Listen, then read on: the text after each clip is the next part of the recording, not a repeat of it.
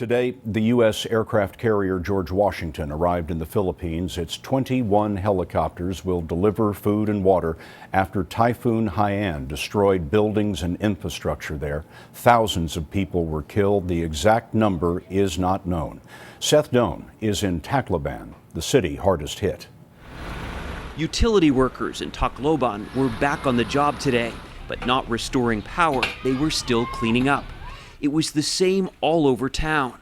Almost a week after the typhoon tore through the Philippines, very little has changed. How high was the water in here? Almost 15. 15 feet high the water was? Yes. Ronald Kalipayan was sorting through the mess at home, but most of what was there wasn't even his. It had floated here from his neighbors. You say you're back to zero. How do you start again? I don't know because a little business also wash out.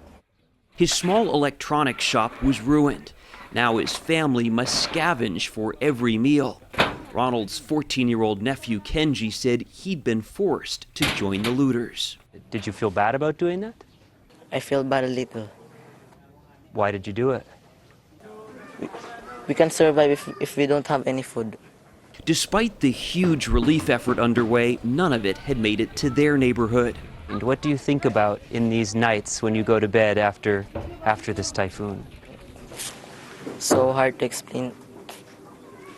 But I feel sad for everything. Kenji's mother, Ronaldinda, could barely talk about it.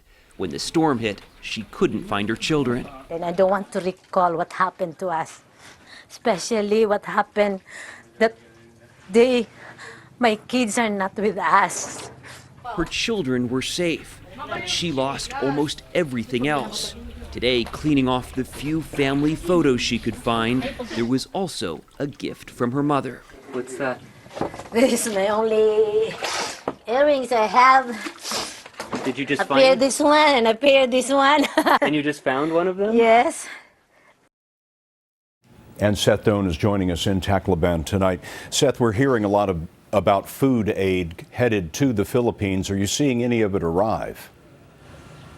Well, Scott, it really depends on which neighborhood you're in. We have started to see people lining up for that aid, but most of the people we talk with say we have not received any aid that has not gotten to our neighborhood.